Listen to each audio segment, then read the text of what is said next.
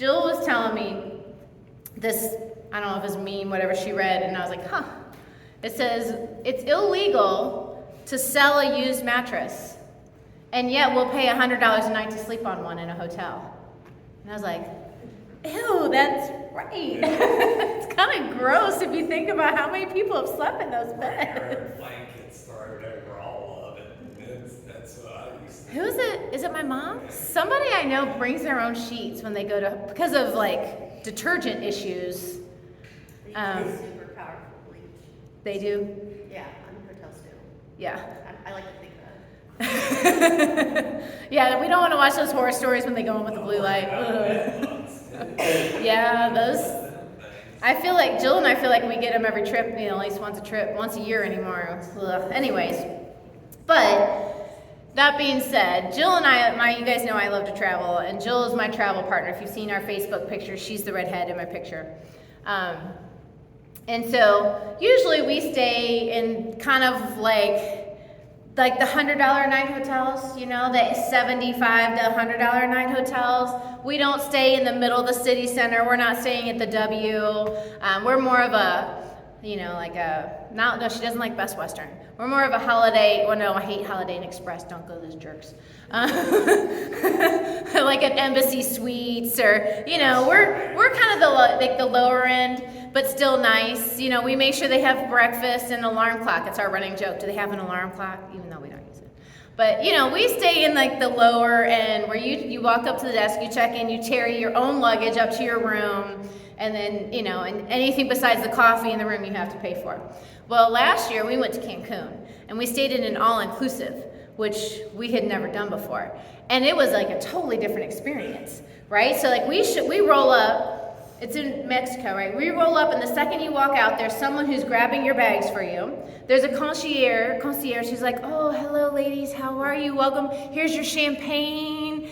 And all you've got to do is walk to the front desk. So we walk to the front desk with just our champagne. I'm like, ooh, this is cool, right? We get checked in, and we go to our room. Our bags are already there in our room, and the room is just like marble floors and countertops and a soaking tub and a view of the ocean.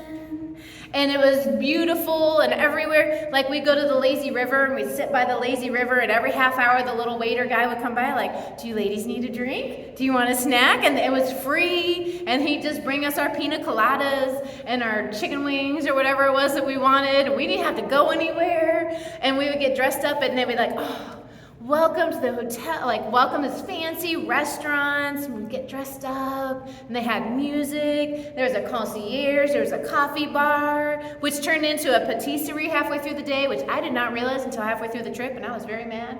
I did not know that there were cookies and cupcakes available every day. It was awesome. I felt like the red carpet service, anything we could want, you just asked. And you were just given. They were all very friendly and very nice. And I thought, ooh, I feel like royalty. This is cool. And I thought about in that movie Pretty Woman, when Richard Gere is like the really rich guy, and the hotel manager knows his name, and he's like watching out for him. And when Vivian can't find anyone to take her money and she can't buy clothes, he finds her. He calls Macy's or whatever, and he's like, I got a lady who will set you up, and he took care of them. And I just think like, wow, that's so much better than the Holiday Inn Express, who you show up at 2 a.m. and they say, we don't have a reservation for you, and I'm like, I have it right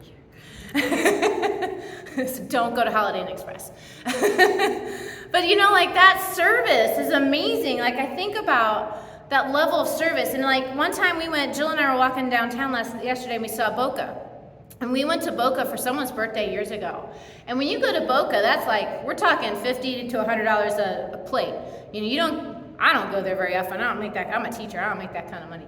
But we went for someone's birthday, and it's like an army of waiters. Instead of one harried waiter working on 6 or 7 tables and you don't get your drink refilled, it was an army of waiters. They would come out and they would whisk away the plates and forks, and they'd have their little scraper, and they'd scrape the crumbs off the table, and then they'd come back, the whole army would swarm around your table and deposit the next dish. And it was like, whew, this is cool. That kind of service, you remember that. I cannot tell you a story, but the last time I went to Fridays, the service at Fridays, but I remember 12 years ago when I went to Boca, because the service was just that incredible. And so we're talking about service this week. We're still working in our mission statement, and I was thinking, like, you know, hotels have service ratings. You know, if we were to have service ratings, if people could Google search Stephanie Wolf and look up her service rating, what would it be? You know, I don't know. Like, of course, we want to believe we'd be a 5-star. Randy thinks he'd be a 2-star. You know, like, we want to think that we would be 5-star, but that's the question we're going to ask ourselves this week. So I got to thinking about, what does that mean? Like, what does it mean to be, like, people of service? Because our mission statement is, may all who cross our path feel the grace, acceptance, and love of Jesus Christ through our acts of compassion and service. So I was like, all right, so what does that mean? What does being a person of service mean? And I started looking through the Bible, and I seeing all these mentions. You know, what you do is you go to Bible Gateway and you type in the word you're looking for, and it shows you every Bible verse that has that word in it, which is awesome. I don't know how people were pastors before Google. I can't even fathom how they had stories and could find. I guess they just memorized the whole Bible, which I can't. I'm not there. But anyways, service is mentioned often in the Bible, and I took out all the times it's mentioned as like church service, because a lot of times it's like, may your church service, blah, blah, blah, blah. But it started mentioning all these ways that people served, usually the king. Some people serve the king as soldiers. Some people serve the king as musicians. There were people who served the king by eating his food to make sure he wasn't being poisoned. There were people who served the king by tasting his wine and making sure he had the wine that paired the best with his food. When the Babylonians came and stole the Israelites and took them into captivity, they found all the best and brightest and put them in the service of the king. So that's when we talk about Daniel, Meshach, Abednego, Shadrach. Those were bright young men who were taken to be in the service of the king, to be counselors to the king. So they counseled the king. They gave him advice. So there's all these ways of service that they talk about in the Bible like that. Serving, like often here, serving the king. And Jesus served. Think about it. He washed the feet of the disciples. He broke the bread and served bread to those who were hungry. So that it's meeting someone's need. I feel like, as I see it, it's if someone has a need, it's someone who's willing to meet that need. And what I thought was cool was there's so many different ways to serve the king. I mean, how many people, and I wouldn't be good at this, but how many people, how cool would it be to be your job, your service to the king would be to test wine all day long? Like, that'd be a pretty cool gig. Or to taste the succulent things that yes, you're at risk of being poisoned and dying, but to be the person who gets a little sampling of the king gets the best fare. Like, to think that you get a little piece of the king's best fare when everyone else is eating like beans and rice, that would be a pretty good gig. If you love music or poetry or jokes, to be able to be a person who serves the king by making him laugh, or just listening to him, or interpreting his dreams. They had all these cool jobs. There are all these cool ways that people could serve the king. I always think, like, when I think of serving the king, I'm like, oh, all these jobs, it's going to be so hard. But each of us has gifts that we use to serve. And then I started thinking about what are some service jobs in our current environment. So I thought, like, obviously military service. Those people serve the president. They serve the nation. They keep people safe. They fight for freedom. We've got... if my car needs service, I take it in and I gotta do that this week. I take it in and they change the oil and top off all the fluids. We've got service dogs who keep us safe on planes, who sniff out drugs, who help people when they're having seizures, who guide people who are blind. If you're at a hotel, you go to the service desk, and they help you find a taxi, get a reservation, they give you advice where to go. There are all these service jobs in customer service at Target. You know, that when you've got a problem, they try to help you. You know, they return your thing, or they give you a refund, or, you know, whatever. But there are lots of service jobs and lots of different ways that people serve other people. And I just think that's really cool that it's not, I feel like in our society, there's like this list of things, like these are the well-regarded jobs. You ask a kid what they want to be, they're like, I want to be a doctor or a lawyer. And I'm like, oh, okay, cool. Why do you want to do that? Because I want to make lots of money. And I'm like, yes, they do make lots of money. And they also work lots of hours and go to school for a really long time. And I'm like, okay, you want to go to school for 8 years? And they're like, ooh. And I think instead of saying, I want a job that makes a lot of money, what's a job you enjoy doing? What's a job that you're good at? And some things that we're good at, you can monetize. Some things that we're good at, you cannot monetize. Like, some people are really funny, and they are so funny, they can monetize that. They can do stand-up and make their living by being funny. Some people are funny, but they're not making any money on it. Some people are really good at music, and they are going to make their living in music. Some of us are good at music, and we are not making. It's just something we just happen to be good at. Yeah, I would love to ask the question, if you could have any job in the world, and neither the amount of money it makes, nor your actual natural abilities matter. So I would love to be a sand volleyball player professionally. I do not have that kind of skill. But that's one of my answers. I think that'd be really cool to be a professional sand volleyball player. So I asked that question, and I love hearing people's answers. Because when you take out the money factor, and you take out the my natural ability factor, you start to get at the heart of what someone would love to do and make money at it. I had a person say once, I would play with dogs for a living. I'm like, that's a great answer. I love that answer. That would be fun, to just play with dogs all day. That's a great idea. So there are all these different things that we can do to serve others. There's a dog walking service. If you work all day and poor little Rover can't hold it all day, there are people who will come into your house and take Rover for a walk. What a great job to be a dog walker. There it is. There's a job, playing with dogs all day. And that's a great way to serve people. People need that. So when I looked at the Bible, I only have one verse for us today, keeping it light. When I looked in the Bible about service, I love this. This verse really stood out to me. It says, now to each one, the manifestation of the Spirit is given for the common good. To one there is given through the Spirit a message of wisdom.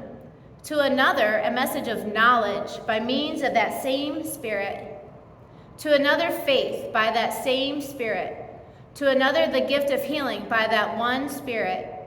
To another, miraculous power. To another, prophecy. To another, distinguishing between spirits. To another, speaking in different kinds of tongue. And to still another, the interpretation of tongues. All of these are the work of the one and same Spirit, and He distributes to each of them just as He determines. That means that each one of us in this room was created with a specific purpose. We each have our superpower, and that comes from the Spirit. Now, there was a woman, she travels, she lives in Texas, she comes up here sometimes, and I've gone to see her, and I'm blown away by her. She can speak in tongues. She's I know this would freak some of you guys out, but she's one of those, she'll pray for you and you fall down. She is so powerfully infused with the Spirit that she will heal people and lay hands on them, and they will fall down to the ground. And it's not an act. But that's through the Spirit. We each have gifts through the Spirit. We can't manufacture it. People what do you want to be? And I used to think, I want to be like Lisa Schwartz. I'm like, no. Lisa has her own gifts. I have my own gifts. And I shouldn't want her gifts. I can want to be as inspiring as her, but I don't want her set of gifts. Those are hers. I have my own that God gave me. So our job is not to say, what is the gift that everyone else likes or that everyone else needs? My challenge is to say to God, what is the gift you've given me? I love to take those personality tests. There's tons of them out there. The Myers-Briggs, and we do this one on U Science, and I've taken tons of them because I'm a nerd like that. The Strengths Finder, and it's cool because they'll give you your strengths, and I'll look at it and be oh yeah, and it's cool because there are things on there I never thought were gifts. The first time I took the Strengths Finder, my number one strength it's called woo, winning others over. Basically, I'm a nice person. I make people feel welcomed, and I was I just never thought that was like a strength. I just thought that was a thing. Like, you know, it's not something I value. Not that I don't value it. It's not something that people say, like, you don't put that on a resume. You know, like, that's not something you check off on your resume. First impressions are everything. That's true. It does make it, like, now that I realize it, I'm like, oh yeah, it does. That is a good thing to have in different scenarios, right? I took one recently, and I still don't know how to use this one. I'm very good at recognizing number patterns. I don't know how to use that skill. I don't know how to like put that into practice. But that's another strength of mine is number pattern. I'm terrible at math. Do not ask me my 8 times tables. I mess them up all the time. I cannot do the 8 times tables for whatever reason. But I can recognize patterns. Like when someone tells me a phone number or their birthday, well, phone numbers especially, I think of it as a pattern. Oh, it's 4824. So it's 4 times 2 plus, and then there's the 2, and then there's the 4 again. Like I think of it, I remember it in a pattern instead of just memorizing it. And so we each have our gifts and our strengths and our skills. And we each have our weaknesses. Paula can tell you I'm terrible at details, and she really should proofread everything. I should send everything through her. Because I send it out, and she's like, you know, you put that picture with the wrong text. I'm like, nope, did not realize that. You know, you didn't write that word right. And I'm like, nope, did not realize that. I'm terrible at details and washing dishes. I haven't died from my dishes. I haven't gotten sick from them, but there might be little crumbs on things. Like there's just some things we are not good at. But God intentionally gives each of us strengths. So like if I'm bad at doing dishes, then I just should marry someone who's good at doing the dishes. Right? Because I'm terrible at proofreading, I should make it and then send it to Paula and let Paula actually send it out because she's very good at details. She's a very good attention to detail person. And so this is why God gives each of us different strengths so that we come together to use them together. Because left on my own, to my own devices, I mess up because I don't have someone checking the details. And so God puts people in our lives so that together, like I love that this one is a tongue speaker, but that does no good if you don't have anybody there to interpret it. There are people who speak in tongues and have no clue what they just said. They need someone else to be like, oh, this is what you just said. Which that just seems crazy to me. Like, I spoke it. How do I not know what I said? But that's the way it goes. So my challenge to you, as always. What did it mean, the paragraph before that it said spirits? So does that mean evil? Oh, good question. Oh, distinguishing between spirits. Yes, Randy. To answer your question, so we've got the Holy Spirit, which is good and powerful, but there are other spirits. We talked when we did strongholds. I don't know if you were here, Randy, when we did strongholds. And strongholds is like the spirit of accusation, the spirit of the occult, the spirit of fear. And so there are other spirits. So when I hear something, I think I hear something from the Lord, I need to run that through a filter. Because there are people who say, the Lord said I should kill all these people. No, the Lord did not say that. But there are people who feel that they hear things through the Lord and they need that filter. And so there are people who are really good at hearing someone talk. Like this is one I actually think I am working on having, like God is developing me. I'll hear people talk about their story. I'm like, oh, you've got a spirit of this and you've got a spirit of that and you've got a spirit of that. Like I can identify, partially because I've gone through strongholds, but I can identify as people are talking. Why do you think sometimes like bad spirits that be taught like they're trying to make you do? Oh, for sure. They are like hey, do this. And you're like, that don't sound right. Sarah we were just talking about this yesterday. She's like, I got the angel and the demon, and the demon is really trying to chat up my ear right now.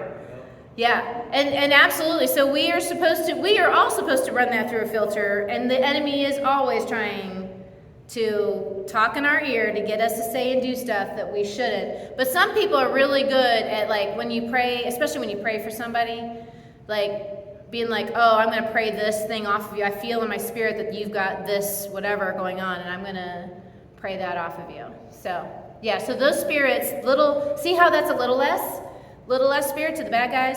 The big S spirit, singular, is the Holy One. Yeah, good question. So this week, I want you guys in your quiet time with the Lord, because we all have quiet time with the Lord, right? This week in your quiet time with the Lord, I want you to ask the Lord, what are your strengths? And are you using them well in your sphere? Like, I remember before I had this gig, I was like, Lord, I really feel like one of the strengths you gave me was leadership, but I don't feel like I'm leading anything. And now I have a seat at the leadership table here.